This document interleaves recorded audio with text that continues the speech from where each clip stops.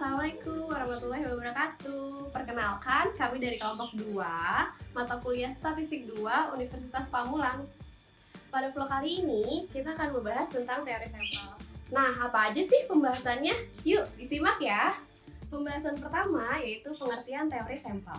Yang kedua, yaitu kegunaan sampel dalam penelitian. Yang ketiga, yaitu metode sampling. Dan yang keempat, yaitu metode non-sampling. Sebelumnya, saya kenalkan dulu anggota kelompok 2, yaitu ada Denny Zulfikar, Dia Nurhafni, saya sendiri Dinda Udina Mulia, dan Julius Niklas. Untuk penjelasan yang pertama, yaitu pengertian sampel, yang akan dijelaskan oleh Dia Nurhafni. Silakan. Halo guys, Assalamualaikum warahmatullahi wabarakatuh. Saya Dia Nurhafni dari kelompok 2. Di sini saya akan menjelaskan tentang teori sampel yang dimana mata pelajaran tentang statistik 2. Oke, yang pertama saya akan menjelaskan bagaimana memahami apa yang dimaksud dengan populasi. Dan yang kedua, memahami apa yang dimaksud dengan teori sampel. Ketiga, kegunaan dari pengambilan sampel. Yang keempat, teknik pengambilan sampelnya. Oke, pertama kita harus memahami populasinya dulu. Populasi di sini adalah jumlah keseluruhan dari satuan-satuan atau individu yang karakteristiknya hendak diteliti untuk dipelajari dan kemudian ditarik kesimpulannya sehingga objek ini dapat menjadi sumber data penelitian. Itu dari kejelasan populasi, guys. Dan yang kedua, sampel. Sampel sama dengan contoh. Sampel juga bagian dari populasi. Jadi, sampel di sini adalah bagian yang tidak terpisahkan dari populasi, dan sampel dalam hal ini haruslah dapat mewakili karakteristiknya dan keseluruhan populasinya. Yang diharapkan, yang dimana menggunakan sampel ini, jika kita melakukan penelitian pada sampel, maka hasilnya harus dapat digunakan sebagai generalisasi bagi keseluruhan populasinya. Seperti itu.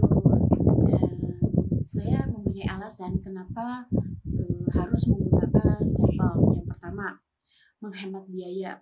Kedua, apabila populasi homogen tidak perlu menggunakan sampel, jadi lebih mudah. Yang ketiga, mempercepat penelitian. Yang keempat, memperluas lingkup informasi. Dan yang terakhir, yang kelima, sampel dapat menggambarkan hasil populasinya, guys. Oke, cukup sekian teman-teman penjelasan dari saya mengenai tentang teori sampel. Semoga bermanfaat untuk kita semua. Terima kasih. Assalamualaikum warahmatullahi wabarakatuh. Bye-bye. Terima kasih penjelasannya untuk Dia Nurhafni. Nah, sekarang kita udah tahu dong berarti untuk penjelasan mengenai pengertian teori sampel. Untuk materi selanjutnya yaitu tentang kegunaan sampel dalam penelitian yang akan dijelaskan oleh Denny Zulfikar. Yuk langsung saja disimak.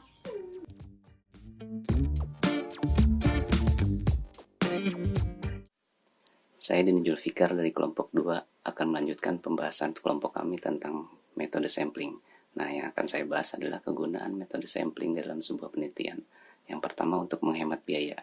Dalam proses pelaksanaan penelitian yang mencakup alat penelitian, pengumpulan data, pengolahan data, dan sebagainya memerlukan biaya yang relatif besar. Apabila penelitian tersebut dilakukan terhadap seluruh objek yang diteliti, sudah tentu akan memerlukan lebih banyak lagi biaya. Oleh sebab itu, dengan adanya metode sampling, dalam arti penelitian hanya dilakukan terhadap sebagian populasi, nah biaya tersebut dapat kita tekan atau kita kurangi. Yang kedua adalah untuk mempercepat pelaksanaan penelitian.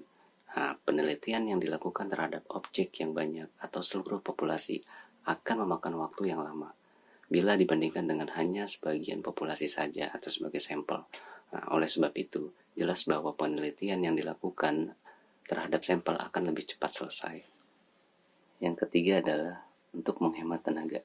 Dalam pelaksanaan penelitian yang dilakukan terhadap seluruh populasi, jelas akan memerlukan tenaga yang lebih banyak bila dibandingkan dengan penelitian yang hanya dilakukan terhadap sebagian saja dari populasi tersebut. Dengan kata lain, penelitian yang dilakukan hanya terhadap sampel ini lebih menghemat tenaga. Yang keempat, untuk memperluas ruang lingkup penelitian. Penelitian yang dilakukan terhadap seluruh objek akan memakan waktu, tenaga, biaya, dan fasilitas-fasilitas lain yang lebih besar. Apabila penelitian dilakukan terhadap sampel, maka dengan waktu, tenaga, dan biaya yang sama dapat dilakukan penelitian yang lebih luas ruang lingkupnya. Dan yang terakhir adalah untuk memperoleh hasil yang lebih akurat. Penelitian yang dilakukan terhadap populasi jelas akan menyita sumber-sumber daya yang lebih besar, termasuk usaha-usaha analisis. Hal ini akan berpengaruh terhadap keakuratan hasil penelitian. Dengan menggunakan sampel, maka dengan usaha yang sama akan diperoleh hasil analisis yang lebih akurat. Demikian penjelasan dari saya tentang kegunaan metode sampling.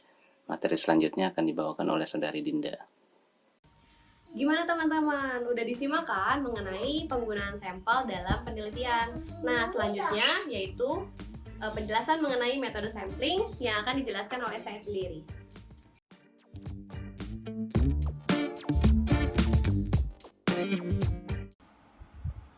Nah, materi yang kali ini saya jelaskan yaitu metode teknik sampling. Teknik sampling adalah teknik yang dilakukan untuk menentukan sampel. Jadi, sebuah penelitian yang baik haruslah memperhatikan dan menggunakan sebuah teknik dan menetapkan sampel yang akan diambil sebagai jumlah penelitian. Yang kita bahas selanjutnya yaitu pengertian teknik sampling menurut ahli. Kita ambil satu contoh saja ya. Pengertian teknik pengambilan sampel menurut Sugiono pada tahun 2001 adalah teknik sampling merupakan teknik pengambilan sampel. Dalam pengambilan teknik sampling, itu ada langkah-langkahnya juga teman-teman. Menurut Dallon pada tahun 1981, beberapa langkah yang harus diperhatikan peneliti dalam menentukan sampel yaitu yang pertama, menentukan populasi. Yang kedua, mencari data akurat unit populasi. Yang ketiga, memilih sampel yang representatif. Yang keempat, menentukan jumlah sampel yang memadai. Selanjutnya, kita akan ngebahas tentang jenis teknik menggunakan sampel. Jadi, untuk menentukan sampel dalam penelitian, terdapat berbagai teknik pengambilan sampel yang digunakan teman-teman. Teknik sampling berdasarkan adanya randomisasi, yakni pengambilan subjek secara acak dari pengumpulannya, dapat dikelompokkan menjadi dua, yaitu sampling non-probabilitas dan sampling probabilitas. Teknik-teknik tersebut dapat kita lihat pada skema berikut.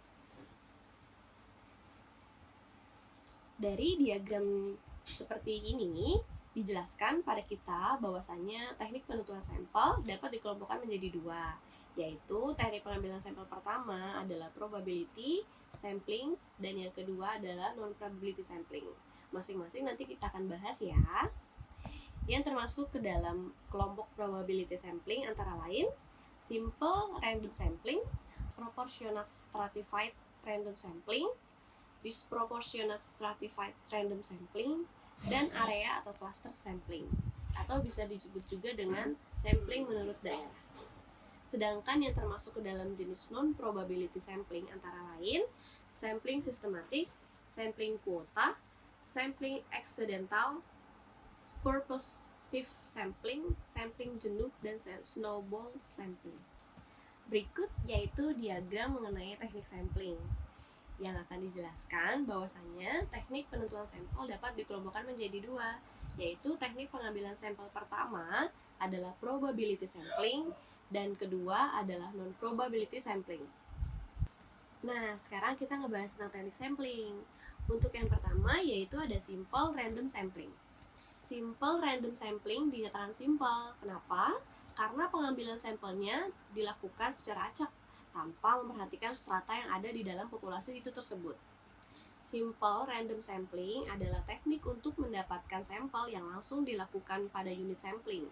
Maka setiap unit sampling sebagai unsur populasi yang terpencil memperoleh peluang yang sama untuk menjadi sampel atau untuk mewakili populasinya. Cara tersebut bisa dilakukan anggota populasi dianggap homogen. Nah, yang kedua yaitu proportional stratified random sampling. Sampling ini biasanya digunakan pada populasi yang mempunyai susunan bertingkat atau berlapis-lapis.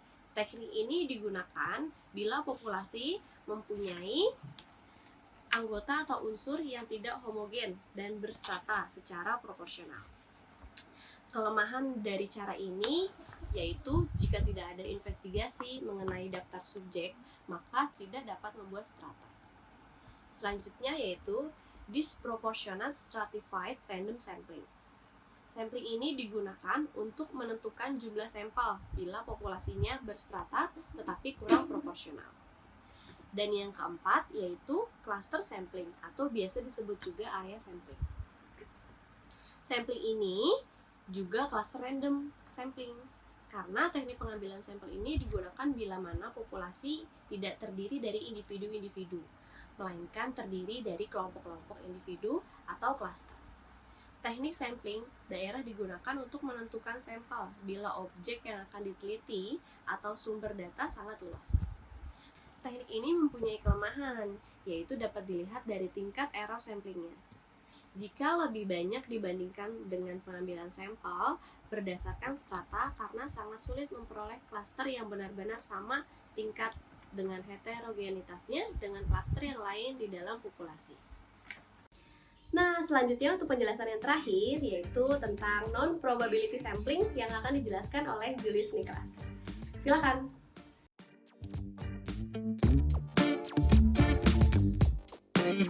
Halo guys, nama saya Julius Nicholas dan sekarang saya akan menjelaskan tentang metode non-sampling atau yang biasa disebut non-probability sampling. Nah, sebelum itu kita harus tahu dulu apa itu metode sampling. Nah, metode sampling adalah teknik yang dilakukan untuk menentukan sampel. Jadi, di dalam sebuah penelitian, haruslah memperhatikan dan menggunakan sebuah teknik di dalam menetapkan sampel yang akan diambil sebagai subjek penelitian. Di dalam melakukan penelitian, kita dihadapkan dengan masalah bagaimana menentukan jumlah sampel dan target sampel yang tepat agar menghasilkan kesimpulan yang paling tepat untuk mewakili kondisi karakteristik populasi yang sebenarnya. Nah, di dalam metode sampling terdapat dua metode. Yang pertama dengan probability sampling dan yang kedua non-probability sampling. Nah, di dalam pelaksanaan di lapangan, keduanya memiliki kelebihan dan kekurangan masing-masing. Metode probability sampling tidak selalu lebih baik daripada non-probability sampling, begitupun sebaliknya. Hal ini bergantung pada kondisi di lapangan serta karakteristik objek penelitian. Nah, sekarang kita langsung masuk aja nih ke topik yang akan kita bahas, yaitu non-probability sampling.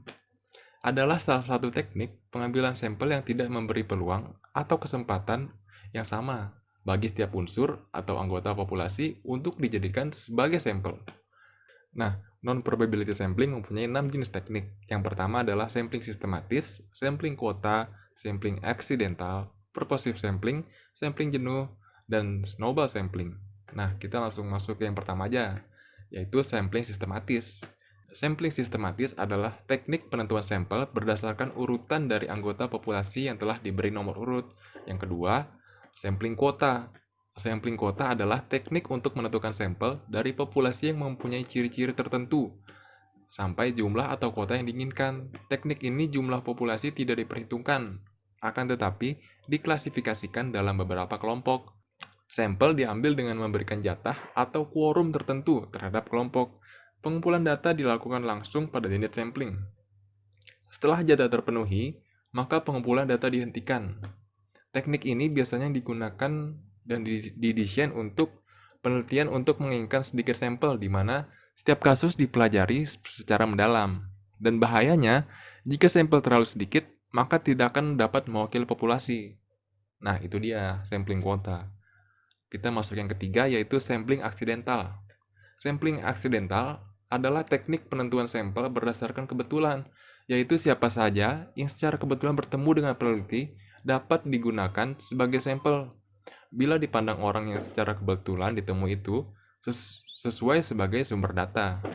Nah, dalam teknik sampling aksidental, pengambilan sampel tidak ditetapkan lebih dahulu. Peneliti langsung saja mengumpulkan data dari unit sampling yang ditemui. Kemudian yang keempat, sampling purposive. Sampling purposive adalah teknik penentuan sampel dengan pertimbangan tertentu. Pemilihan sekelompok subjek dalam purposive sampling didasarkan atas ciri-ciri tertentu yang dipandang mempunyai sangkut paut yang erat dengan ciri-ciri populasi sudah diketahui sebelumnya. Maka dengan kata lain, Unit sampel yang dihubungi disesuaikan dengan kriteria-kriteria tertentu yang diterapkan berdasarkan tujuan penelitian atau permasalahan penelitian. Nah, itu dia sampling purposive. Kemudian kita masuk yang keberapa ya? Keempat. Oh, sekarang kelima. Sampling jenuh. Sampling jenuh adalah teknik penentuan sampel bila semua anggota populasi digunakan sebagai sampel. Hal ini sering dilakukan bila jumlah populasinya relatif kecil, kurang dari 30 orang. Sampel jenuh disebut juga dengan istilah sensus, di mana semua anggota populasi dijadikan sampel. Seperti di Indonesia ya, kan kita ada tuh sensus penduduk. Nah, itu dia. Kita berarti pakai sampling jenuh. Kalau nggak salah sih ya. Nah, yang keenam, snowball sampling. Snowball sampling adalah teknik pengambilan sampel yang awal mulanya jumlahnya kecil. Kemudian sampel ini disuruh memilih teman-temannya untuk dijadikan sampel, dan begitu seterusnya, sehingga jumlah sampel makin lama makin banyak tuh. Ibaratkan apa ya, bola salju deh. Bola salju kan gelinding tuh, makin lama makin besar kan. Nah, seperti itu. Pada penelitian kualitatif banyak menggunakan sampel purposive dan snowball. Nah, itu dia penjelasan dari 6 teknik non-probability sampling. Dan sekarang kita masuk ke kelebihan dan kekurangannya deh. Tapi kelebihan dulu apa kekurangan ya? Kelebihan dulu ya. Oke, yang pertama itu kelebihannya adalah membutuhkan waktu, tenaga, dan biaya yang lebih kecil dibanding probability sampling. Contohnya seorang mahasiswa ingin meneliti tentang minat baca masyarakat. Untuk memudahkan penelitian, dia cukup mewawancarai 60 aja nih, 60 responden yang ditemuinya di sekitar kampusnya misalnya ya, atau di taman, atau di tempat hiburan boleh, atau di yang tempat lain deh. Nah, itu dia contohnya yang pertama. Contoh dari kelebihannya ya maksudnya. Terus yang kedua, ini tidak memerlukan kerangka sampel dalam memilih sampel penelitian. Yang terpenting adalah adanya populasi target yang telah ditentukan oleh peneliti. Ibaratnya itu ya, contohnya misalnya mahasiswa tidak perlu membuat sampel frame terlebih dahulu sebagai dasar penentuan responden yang akan diwawancarai. Nah, itu dia. Oke, kita langsung masuk ke kekurangannya. Kekurangannya yang pertama nih. Yang pertama itu hasil penelitian bisa jadi kurang representatif karena subjektivitas dalam memilih sampel target penelitian. Contohnya seorang peneliti ingin mengetahui aktivitas penggunaan kontrasepsi di kecamatan A. Kemudian, mengambil sampel beberapa dusun yang dekat dengan tempat tinggalnya. Maka, kesimpulan yang dihasilkan nanti bisa jadi kurang representatif karena ternyata dusun sekitar tempat tinggalnya merupakan orang-orang yang berpendidikan tinggi, yang memahami pentingnya kualitas penduduk bukan kuantitasnya. Itu dia yang pertama. Kita masuk yang kedua, analisis yang digunakan hanya sebatas analisis deskriptif saja. Sehingga kesimpulan penelitian hanya untuk menggambarkan kondisi atau karakteristik kumpulan individu yang menjadi sampel saja, bukan untuk mewakili keseluruhan populasi.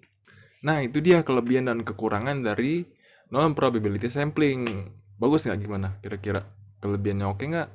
Kekurangannya ya udahlah ya, namanya juga kekurangan. Ya udah.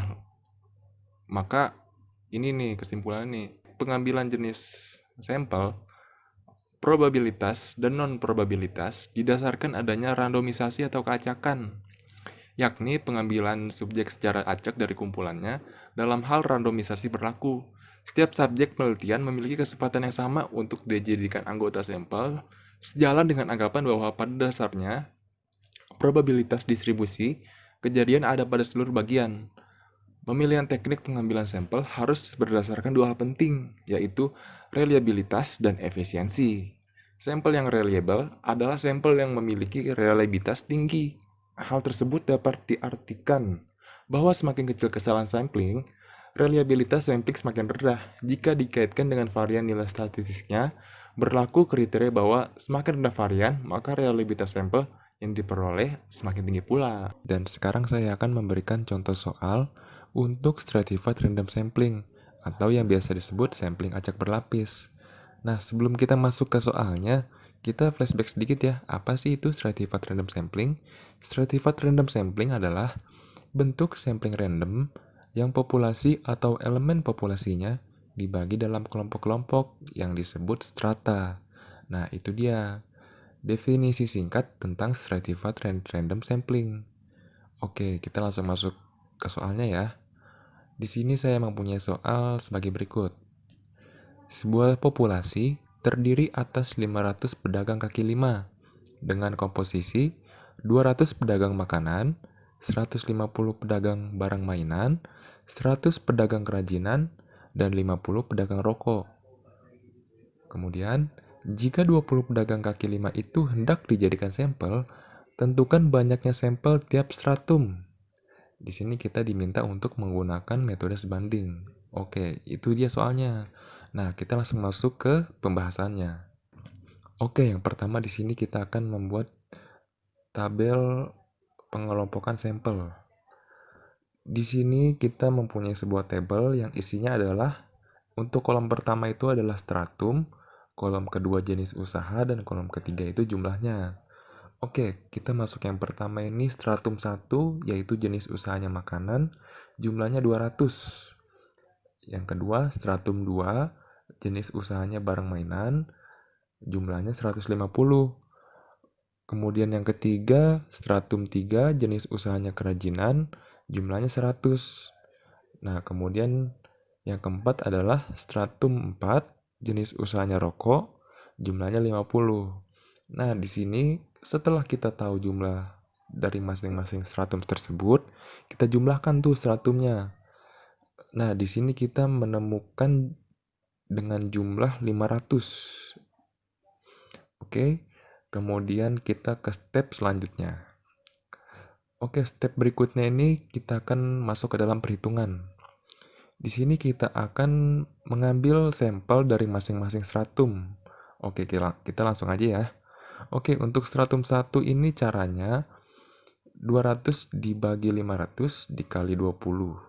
Nah, kalau angka 200 ini kita ambil dari, karena ini stratum 1, jadi kita ambil dari pedagang makanan. Nah, pedagang makanan di sini itu jumlahnya 200, maka kita menggunakan angka 200 tersebut. Nah, untuk angka 500-nya, kita ini ambil dari seluruh jumlah beberapa stratum yang kita jumlahkan tadi di tabel yang pertama itu. Oke, kemudian untuk yang dikalikan dengan angka 20, nah angka 20 ini kita ambil dari, kita lihat lagi ke soalnya, kita baca lagi, di sini ada, jika 20 pedagang kaki lima itu hendak dijadikan sampel, tentukan banyaknya sampel setiap stratum. Nah, itu dia, kita ambil angka 20 dari situ. Jadi angka 20 ini adalah sampel. Oke guys. Oke, kita ulang ya. Jadi 200 dibagi 500 dikali 20 sama dengan 8 pedagang. Nah, jadi untuk stratum 1 ini ada 8 pedagang. Oke, untuk selanjutnya kita masuk yang kedua, yaitu stratum 2. Jenis usahanya adalah barang mainan. Untuk perhitungannya 150 dibagi 500 dikali 20, jadi jumlahnya adalah 6 pedagang. Kemudian yang ketiga, kita masuk ke stratum 3. Jenis usahanya adalah kerajinan. Untuk perhitungannya 100 dibagi 500 dikali 20 dan jumlahnya 4 pedagang. Jadi stratum 3 ini jumlahnya 4 pedagang ya. Kemudian yang selanjutnya adalah stratum 4. Jenis usahanya adalah rokok. Dan perhitungannya adalah 50 dibagi 500 dikali 20 sama dengan 2 pedagang. Jadi stratum 4 ini 2 pedagang guys. Oke guys, jadi jika dijumlahkan untuk sampel stratum 1 sampai stratum 4 jumlahnya 20 pedagang sesuai apa yang diminta di soal tadi. Oke, itu dia guys, contoh soal dari stratified random sampling. Semoga dari soal ini bisa menambah wawasan dan pengetahuan kalian ya. Cara menentukan ukuran sampel, yaitu ukuran sampel untuk menduga rata-rata populasi. Yang pertama kita menggunakan simple random sampling. N sama dengan NO, yang artinya N ukuran sampel yang dicari, NO sampel asumsi, dibagi 1 ditambah NO dikurangin 1 dibagi N, yang dimana NO sama dengan ZA dibagi 2, yang dimana artinya konstanta atau bilangan yang diperoleh dari tabel normal baku sama dengan Z 0,05 dibagi 2 sama dengan Z 0,025, yang artinya jadi 1,96. Seperti itu. Oke, kita lanjut ke soal berikutnya ya. Contoh soalnya, seorang peneliti di bidang sosial ingin mengetahui sejauh mana tingkat sadar hukum masyarakat di Kota Bandung. Instrumen pengukuran yang digunakan untuk mengukur sikap sadar politik masyarakat adalah instrumen yang bisa memberikan tingkat pengukuran interval. Setiap item diberi respon jawaban 5 pilihan dengan skor 1, 2, 3, 4, dan 5. Dalam penelitian ini akan ditaksi berapa rata-rata skor yang diperoleh berdasarkan instrumen pengukuran. Banyaknya item yang diberikan adalah 40 item. Berapakah ukuran sampel minimal yang harus peneliti tersebut pakai dalam survei yang akan dilakukannya apabila dikehendaki derajat keyakinan 95%, dan kalaupun ada perbedaan rata-rata tingkat kesadaran hukum antara hasil sampel dengan rata-rata keseluruhan, perbedaan tersebut jangan lebih dari 5. Diketahui jumlah penduduk dewasa masyarakat Kota Bandung adalah 500.000 dan berdistribusi normal. Kita langsung lanjut ke jawabannya ya.